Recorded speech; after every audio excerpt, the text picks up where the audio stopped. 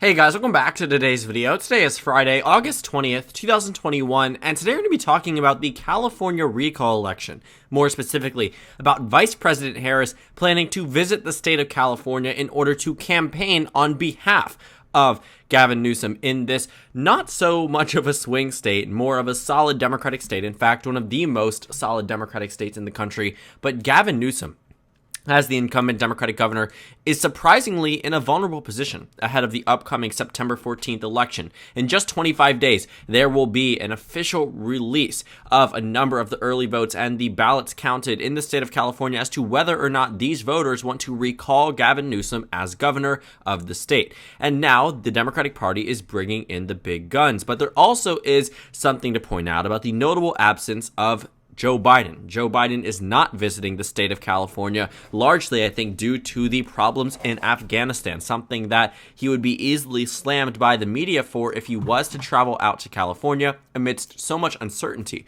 across the world. So, looking at Vice President Harris coming out to the state of California, this really just solidifies the fact that Democrats truly believe California is in a position where Gavin Newsom might actually be recalled as governor of the state. If you take a look at the presidential election results in 2020, you'll know that California is a safe Democratic state. When Gavin Newsom won back in 2018, it was also a safe Democratic state.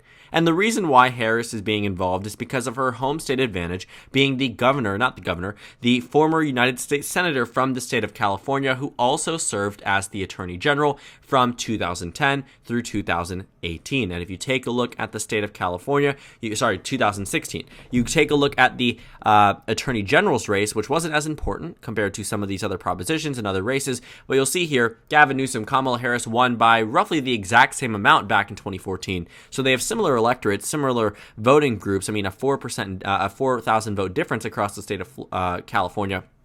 Pretty much all in all, looking at Harris, looking at Newsom, interestingly enough, Alex Padilla also on this list here. Point being that across the state of California, that Harris, Newsom, and Democrats pretty much have had a very solid history.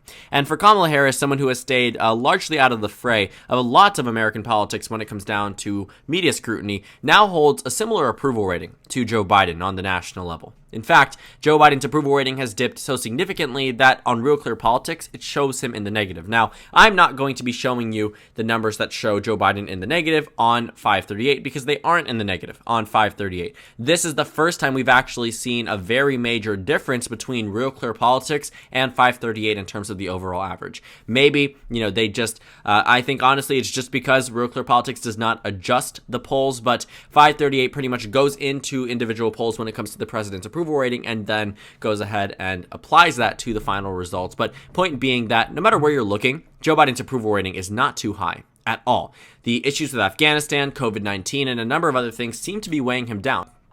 So when you're taking a look at the state of California, you pretty much can treat it as a solid Democratic state. But that just simply isn't the case. And I find it to be quite fascinating that we are in a position that 6 months ago, had I told you that Kamala Harris would be down in California or over in California campaigning on behalf of Gavin Newsom, I would have laughed at that prospect. It never really seemed possible that Gavin Newsom was actually going to be potentially recalled as governor of the state of California. And it also is important to note that not many people exactly know what's going on in the state of California. Democrats only recently have been fully informed about the recall effort versus Republicans and independents who seem to have been very aware and are very excited to actually vote in this election. Another thing that needs to be pointed out, the excitement levels on the GOP side versus the Democratic side differ drastically, and that's why they are bringing in Vice President Harris.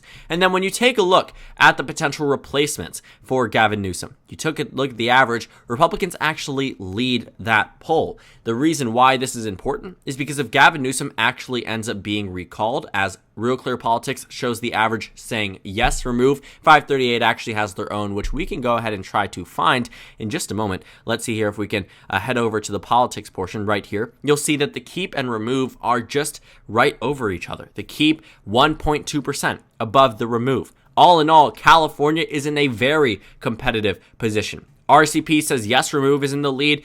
Keep is ahead on 538. But no matter what you're looking at, both are within the margin of error, and both are within an exceptionally close amount that really it just could be the way that the weather goes on Election Day, which is 25 days away.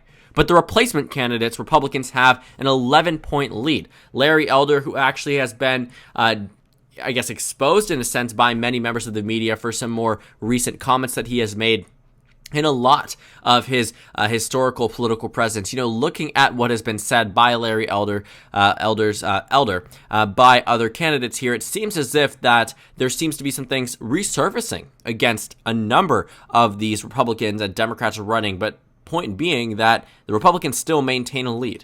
And if you're wondering by the percent, can a GOP or Democratic replacement candidate win with just 11% of the vote, 21.8% of the vote? The answer is yes. If everybody else gets 7% and then one person gets 11%, they could become governor of the state of California by winning roughly 1/10 of the entire electorate. It's just quite interesting to see how this recall effort actually works because it does not require someone to win by a majority. And California doesn't have runoff elections in that sense where it will be forced after the general election for an additional election to occur. This will just be a plurality-style victory, something that is routine across the United States, but would actually truly show a plurality victory if that yes was to follow through into the second ballot. But like I had said in my previous video, that the Democratic Party very clearly was starting to take California very, very seriously. And you can see it here now. The reason why Joe Biden is not here seems to be the reason because he's unpopular. Maybe not necessarily in California, but on the national level, it's starting to dip. And you can imagine how easily the American media can try to say, why is Joe Biden visiting California when so many other things need to be handled? Obviously, it is the role of the president to multitask, but regardless of what he does, he will be slammed. But sending in Vice President Harris just uniquely qualifies her for this individual position because of where she served as senator and attorney general. And it just so happens that she seems to be flying under the radar, quite literally speaking, when it comes to campaigning for Gavin Newsom, because she is not the one tied closely to Afghanistan. That is President Joe Biden. So all around, I think that this just goes to show an additional threat that Democrats see from the state of California. The polling numbers show that Republicans are probably going to win by a plurality if that number goes in from the yes remove versus the no do not remove. The race got a lot closer than it had been previously. If you take a look at where the race was in January, no do not remove was ahead by 13. In March, it averaged ahead by 10. If you go to April, it averaged ahead by 12. May, 17. But then June, July occurred, and then the numbers started to tank. Mid-July, you started to see the numbers fall with Emerson, then Berkeley Institute of Governmental Studies, then Emerson College again, then Survey USA, then CBS News. Everywhere you looked following the beginning of the summer showed that Gavin Newsom was in a much less fortunate position, or a much more unfortunate position than he had been in the past. The point is that Gavin Newsom has fallen out of public favor in the state of California. It's now in a position where yes remove has taken the lead on Real Clear Politics and is just a point and a half away from taking the lead on 538. So Democrats would have been foolish to not send Kamala Harris out here, because could Gavin Newsom have won without Harris or Biden campaigning in California? Probably he could have won. I mean, could have is the statement there, not would have won, but this certainly will help a lot. And while she won't hold the same type of weight of President Biden, she will still have that home state type of advantage that she can offer to him in the final stretch of the campaign. Because Vice President Harris, while may not necessarily be a stronger campaigner or orator than Joe Biden when it comes to these political rallies, she will provide help that is so desperately needed across the California recall effort. And if you want to take a look at what this tells us for the future, I mean, looking at how the California election can impact future elections, you pretty much have to take a look at California and say, if Republicans are able to get anywhere close to the governor's mansion, they will use this to show some type of referendum against the Democratic Party. Because this recall effort actually occurred, this will give the Republican Party ammunition to use against the Democratic Party. Had the Democrats just even underperformed anything from 2018, Republicans would have used that. But the fact fact is now, it's not just a narrow underperformance as was previously thought. You're talking about a pretty significant underperformance that is noticeable enough to a point where you could actually see Gavin Newsom no longer being governor of the state of California. And, what you see here is that it also seems to show that some of this other type of campaigning, this other type of heavy endorsements for Gavin Newsom and against the recall effort don't seem to be resonating with California voters the way that California Democrats would like. When you take a look at some of the ads that were sent out by Elizabeth Warren or Alex Padilla, or statements made by Cory Booker or Bernie Sanders, or people across the United States, unless they're really from California or hold some type of extreme and heavy major national weight, it doesn't seem to hold some type of large implication in the state of California. All of these endorsements were sent in before the ones from Joe Biden and Vice President Kamala Harris. The reason being that this was the initial line of defense for the Democratic Party. That Republican recall slogan has been utilized by Elizabeth Warren, not just for that one ad, but for many ads well before then. But if you take a look here, a lot of the statements that have been made for this no against recall were efforts that were made after the fact. Some of these other Democrats across the United States, quite literally across from the state of California, tried to impose themselves on this race, but it doesn't seem that that has helped, or at least fended off a lot of the support that Gavin Newsom was able to hold on to, or lost if you're taking a look at the decline over time. Because the graphical summary here pretty much just tells us that as the months went on and on and on, sooner or later, Newsom was falling out. And at this point in time, the fact that Joe Biden also seems to be falling out of public favor doesn't show good results for the Democratic Party. The fact that Biden is in the negative, according to Real Clear Politics, only up by 3 points nationally speaking, California might actually vote to recall Newsom because of Joe Biden, because there is that lack of enthusiasm on the Democratic Party side, or lack of interest specifically in this individual race,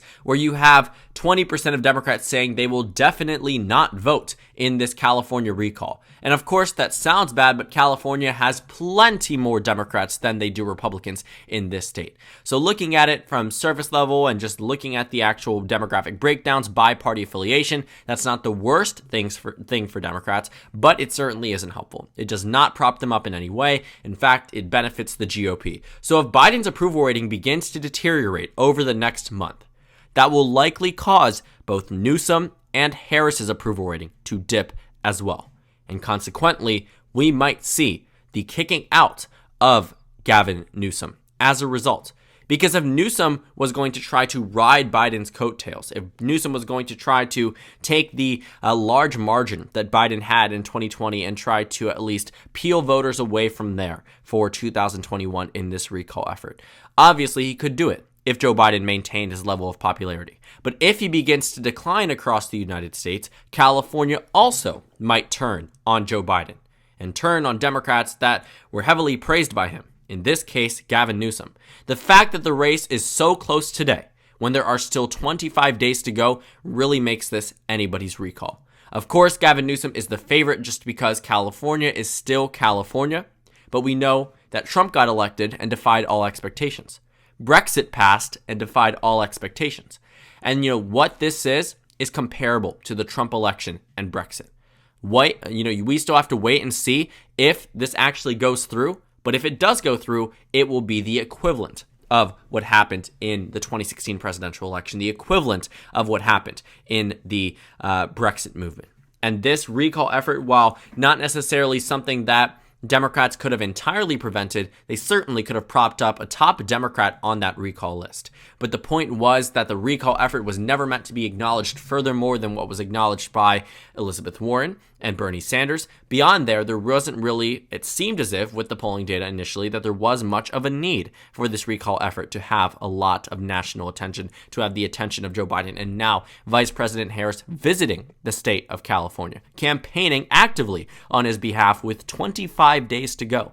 California's recall was never meant to be this competitive, and now Democrats are in a position where if this recall effort fails through, they don't have a top Democrat to turn to, which means that a Republican could be sitting in the governor's mansion in around just a few months after this recall election. And that seems to be a very big nightmare for Democrats, that they in a sense, fumbled this race so badly that they weren't able to turn the tide on the recall, which was maybe something preventable, maybe not. But they couldn't even replace Gavin Newsom with another Democrat, considering that California is amongst one of the most Democratic states across the United States. If Republicans were to win here, it would be a referendum type of thing. They would be able to bring this into 2022 and bring a lot of energy into future elections, arguing that if Republicans can win in California, they can win anywhere. A lot of national implications beyond what happens in California if Gavin Newsom is recalled and replaced by a Republican. So thank you guys so much for watching this video. Make sure to comment down suggestions below. Subscribe on the left if you haven't already, and check out the Instagram and Twitter. At the bottom left of the screen, there's also a Discord server for you to go ahead and join. On the screen, there's a video you can watch and then a playlist for my 2021 election analysis videos. Again, thank you guys so much for watching, and I will see you all tomorrow.